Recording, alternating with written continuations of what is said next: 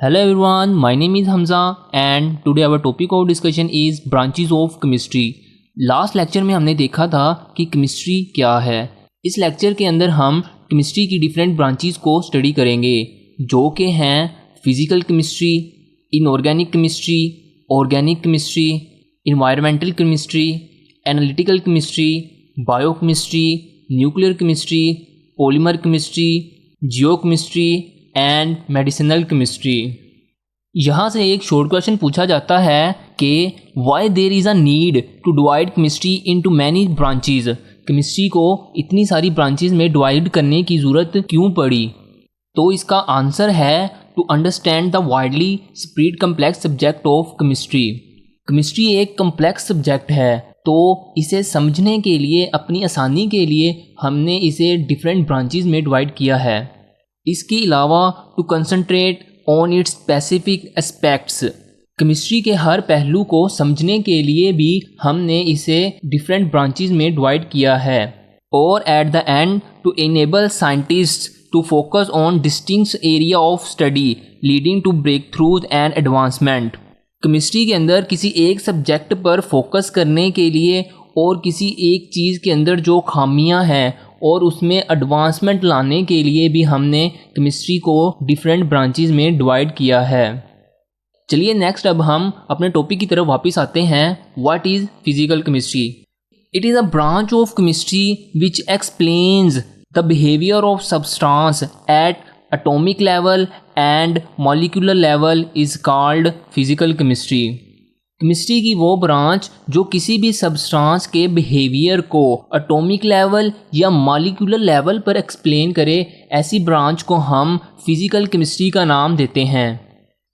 Next है applications, यानी physical chemistry use कहाँ पे होती है। Physical chemistry is used to predict and change the rate of reactions and does optimize the condition to carry out the reaction on industrial scale। Physical chemistry हमें ये बताती है कि कोई भी केमिकल रिएक्शन जो इंडस्ट्रियल स्केल पे हो रहा है वो कितनी देर में कंप्लीट होगा, और इसके अलावा ये हमें रेट ऑफ रिएक्शन के बारे में भी बताती है। रेट ऑफ रिएक्शन का मतलब है स्पीड ऑफ रिएक्शन। इसके अलावा ऑप्टिमम कंडीशंस, किसी भी रिएक्शन के लिए ऑप्टिमम कंडीशंस कौन सी होती हैं, ये भी हमें फिजिकल केमिस्ट्री के थ्रू पता चलता है। इसके बाद है इनऑर्गेनिक केमिस्ट्री। सबसे पहले इसकी डेफिनेशन देखते हैं। It is the study of synthesis, composition, properties and structure of elements and compounds that contain little और नो कार्बन।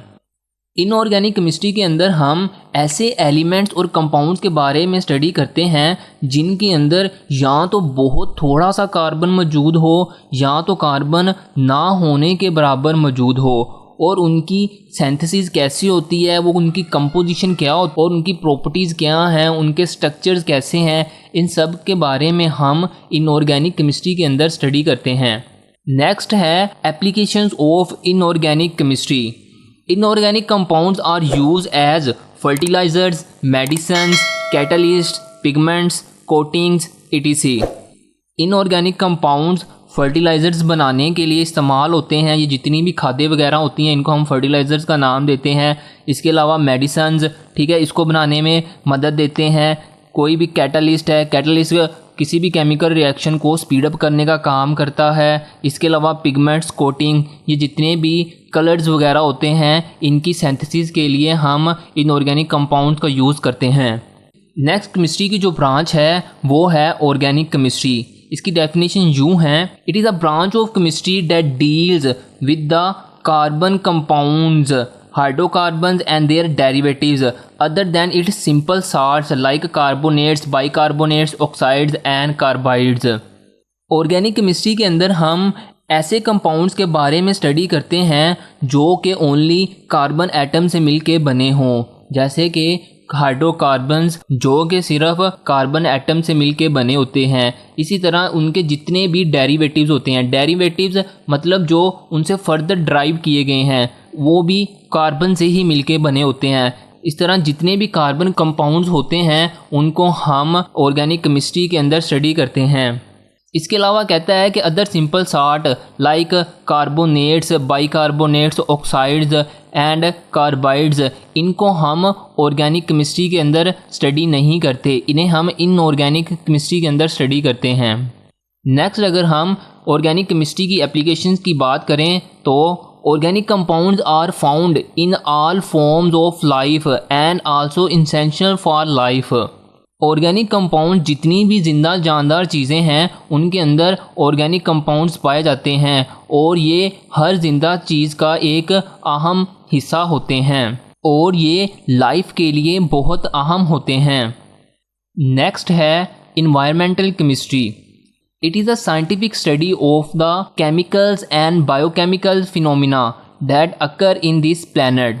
हमारे इस प्लैनेट पर जितने भी केमिकल और बायोकेमिकल्स रिएक्शंस हो रहे हैं इनको हम इन्वायरमेंटल केमिस्ट्री के अंदर स्टडी करते हैं। और इसके अलावा डिफरेंट एयर पोल्यूटेंट्स, उनके सोर्सेज क्या हैं, वो कैसे रिएक्ट करते हैं, उनके ह्यूमन हेल्थ पर क्या इफ़ेक्ट हैं और वो जो डिफरेंट पोल्यूशंस का कोज बनते हैं like air, soil and water pollution वगैरह का कोज बनते हैं, उनको भी हम इन्वायरमेंटल केमिस्ट्री के अंदर स्टडी करते हैं।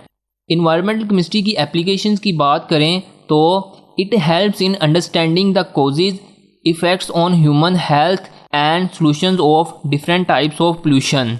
इन्वायरमेंटल केमिस्ट्री के अंदर हम डिफरेंट पोल्यूशंस का कोज क्या है, ठीक है, उनका ह्यूमन हेल्थ पे क्या इफ़ेक्ट हो रहा है, इसके बारे में स्टडी करते हैं और इसके अलावा इन सारी प्रॉब्लम्स का क्या सलूशन है इसके बारे में भी हम स्टडी इन्वायरमेंटल केमिस्ट्री के अंदर करेंगे। सो गाइस आज के लिए बस इतना ही, बाकी जो ब्रांचेस रह गई हैं उन्हें हम नेक्स्ट लेक्चर में डिस्कस करेंगे। सो वीडियो अगर अच्छा लगा हो तो वीडियो को लाइक और चैनल को सब्सक्राइब जरूर करना। मिलते हैं नेक्स्ट वीडियो में, तब तक के लिए अल्लाह हाफिज़।